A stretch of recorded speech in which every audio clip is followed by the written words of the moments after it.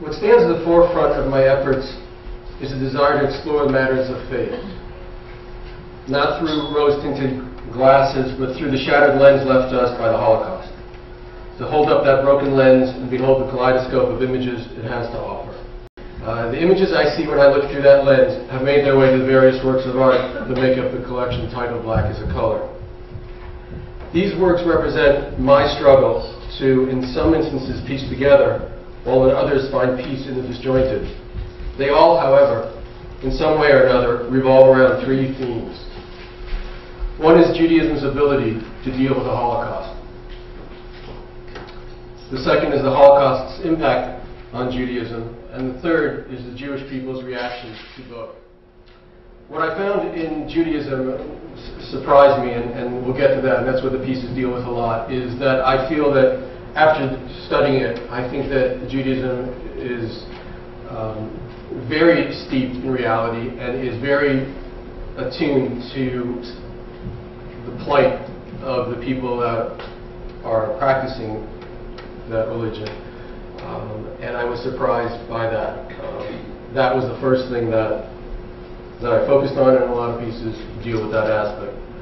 Concerning the Holocaust itself, I realized that it unleashed an evil that was far greater than I ever imagined, and that was really unique for the Jewish people. I mean, we've gone through it all the time. I mean, every generation we have these horrific things occur, but the Holocaust stands as, you could put all the other ones together, and the Holocaust would still, be much worse than that. And the greatest revelation, though, was not those two.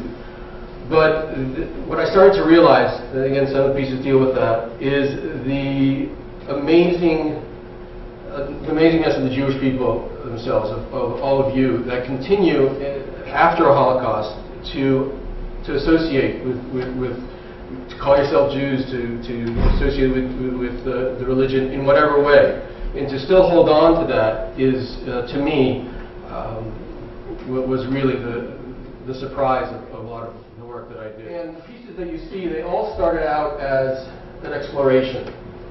I went to what I really wanted to see was whether Judaism could handle what was going on with the Holocaust. I felt because it was so quiet about it that they really didn't know what to do. I mean, the rabbis and the religion itself, I just was skeptical. But I figured if I was going to find the answers, then I would have to find them from within the religion itself. So I went into the Bible and tried to find answers there. I didn't want to try to find responses to the Holocaust or anything. I wanted to find genuine examples of how we're supposed to relate to evil and deal with it from the history, from the Bible itself. Yeah. And then, did you spend a lot of time traveling to the camps and throughout history? I've never been there. Never been to the camps. And I don't consider myself that much of an authority on the Holocaust and the history. It's really more looking at just my struggle with the religion and with trying to have God on one hand and concentration camps on the other in the same universe and say, how does this work? And that's where I kind of limit, my exposure to it and stuff. So I haven't been. I'd like to go, but I haven't been at all. Yeah. So how do you reconcile God and the Holocaust? How do you answer that question? It's a good question. I don't have an answer for God per se, like how those two can coexist. What I did find was that Judaism, to my satisfaction, deals with this evil and in an upfront way. And for me, that was enough to know that the religion that I believe in, that the God that I believe in, is not afraid of this type of an evil, was able to make things better for me. The truth is, I grew up, like I said, not religious, but I always had this spiritual feeling, this connection, this feeling like there was a God. It's kind of like an emotional given that I never thought I wouldn't find God when I looked into this, but I was afraid that I wouldn't recognize him. It was like, well, if the religion can't deal with it, I don't know, I'm left with I don't really know what to do with it. But I'll give you an example. We can talk about one of the pieces in this. In other words, it's over there. It's the third from the end over here. It's the horns that are twisting. This piece to me is probably my worst piece, because the idea just needs something so much better. But what it is it deals with the sacrifice that's given in the temple on the holiest of days on Yom Kippur.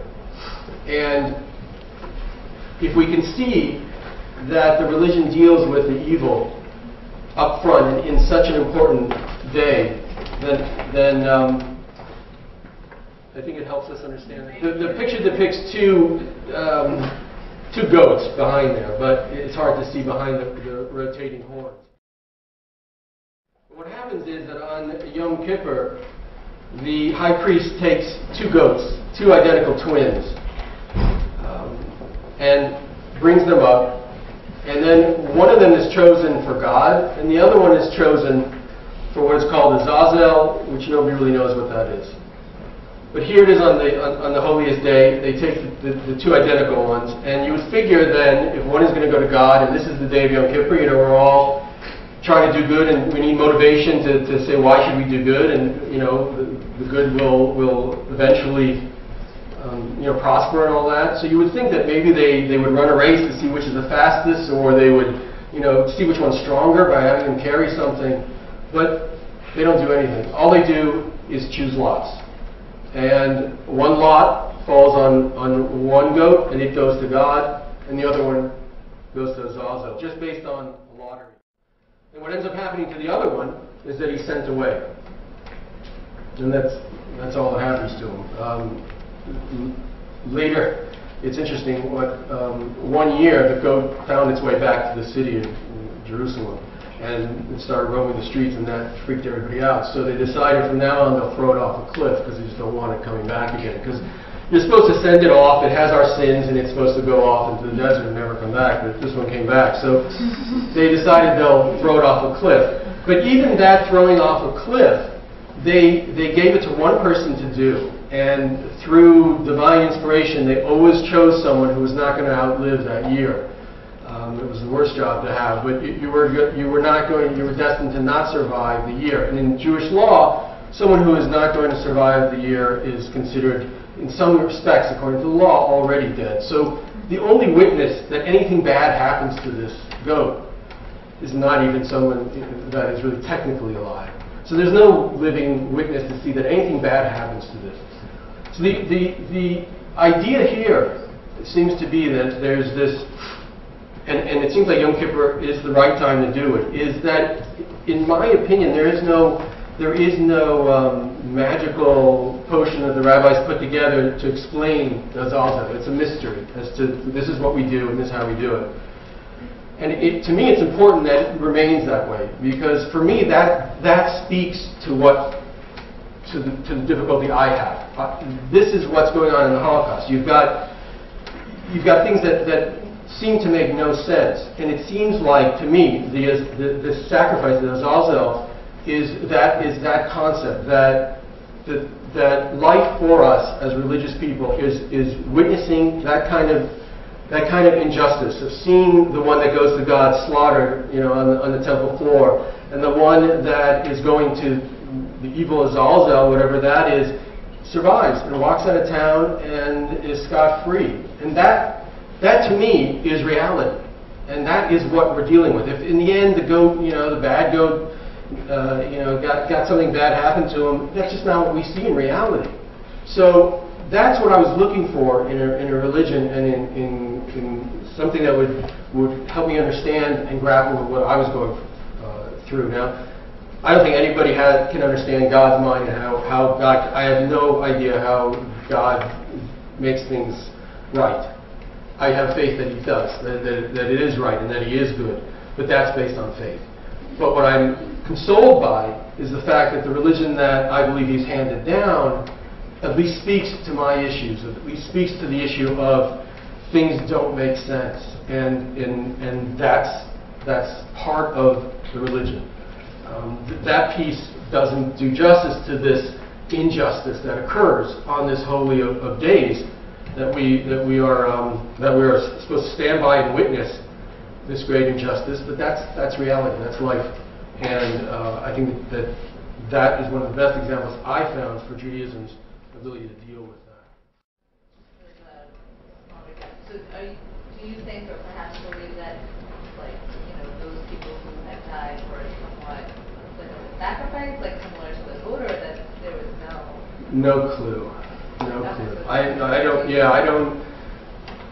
It's all. I can't stomach the idea of people that would say that they deserved it somehow. What I found was in my research and in my frustration in the religion dealing with the Holocaust, when I approached people that were supposed to be the authorities on it and would speak about the Holocaust, the few that happened to speak about the Holocaust in the religious world, they had to, for some reason, they felt it was incumbent upon them to defend God.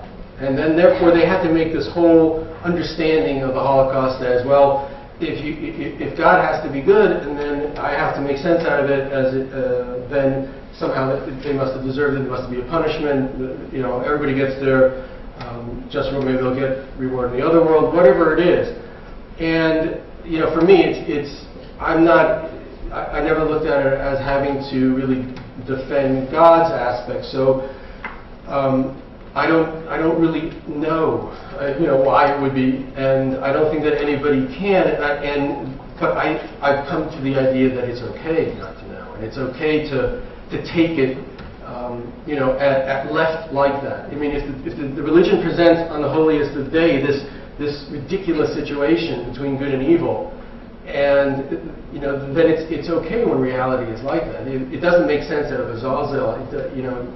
We don't necessarily have to make sense, out of the Holocaust, which I don't think is really possible. And that brings me really to my conclusions from the Holocaust. Judaism's major marker always has been coming out of Egypt. That's what this piece addresses, the splitting of the sea.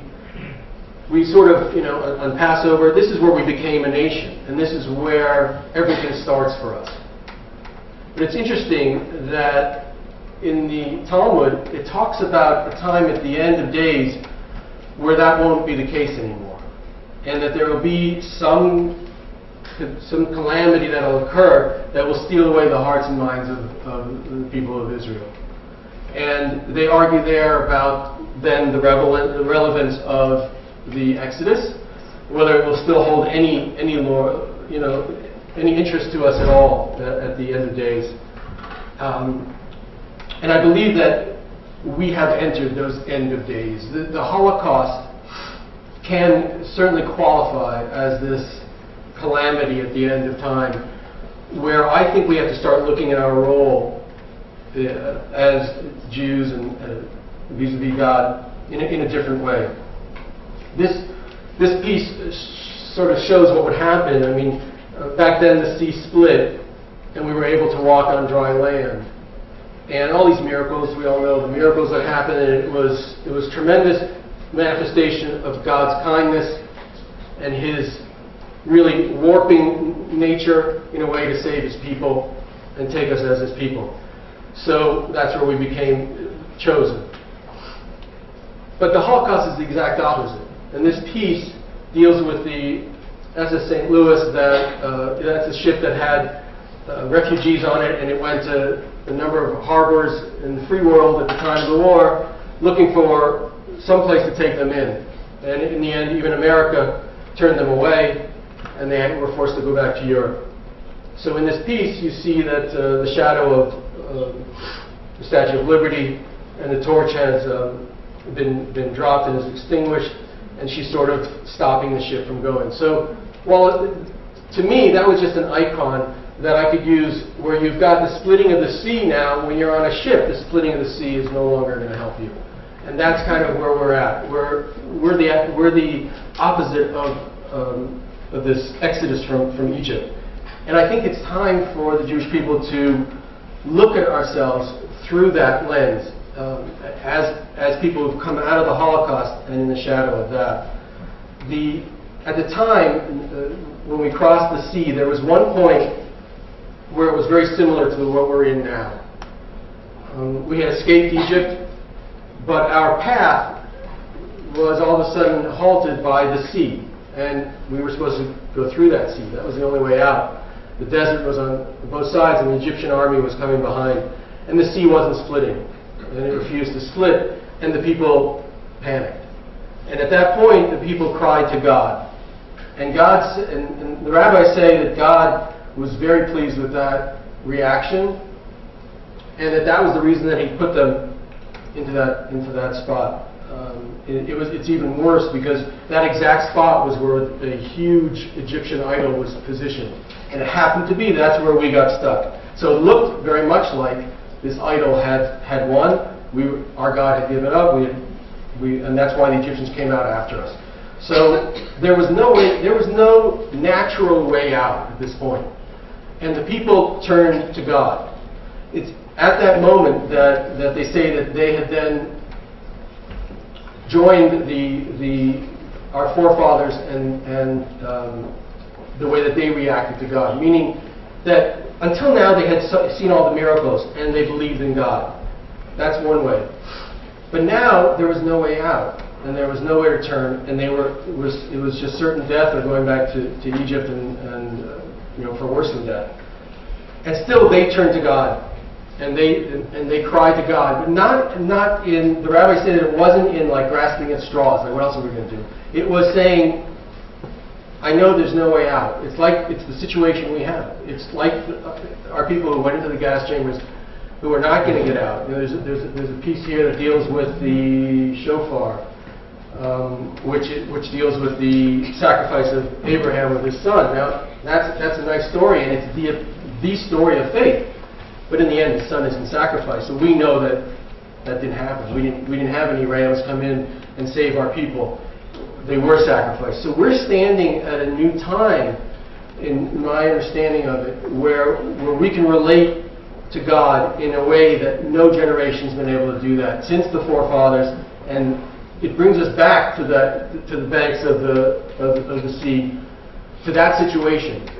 There's nobody that can really look at the Holocaust and come up with the answers, and so we're stuck in this situation of a real dilemma, and we still choose to believe in God. And or to identify as Jews, or to whatever degree we still hold on and carry on, that to me is tremendous. That to me is beyond anything that we've experienced. And I think that we need to look at that aspect and respect ourselves in our relationship with God. It's a lot trying to understand Nazis and trying to understand God and everything, but I think that the real gem of the Holocaust is to understand ourselves, understand how special you all are in whatever it is that you do. And the piece over there, right in general with the candles, really speaks to it also. It's not just that women like candles because their mother did and their grandmother did, and it's a nice thing to do, but they have to do it now. Those candlesticks are crematorium. And every time we light the candles, and we continue every Friday night to say, I'm going to light candles, it's knowing that our people were put in ovens and burned, and we're still holding on, and we're still lighting these candles in the hope that will dispel the darkness. That's incredible. I mean, that's just not been done before. I don't know where people get that strength, but that's where we're at. Take a break, everyone.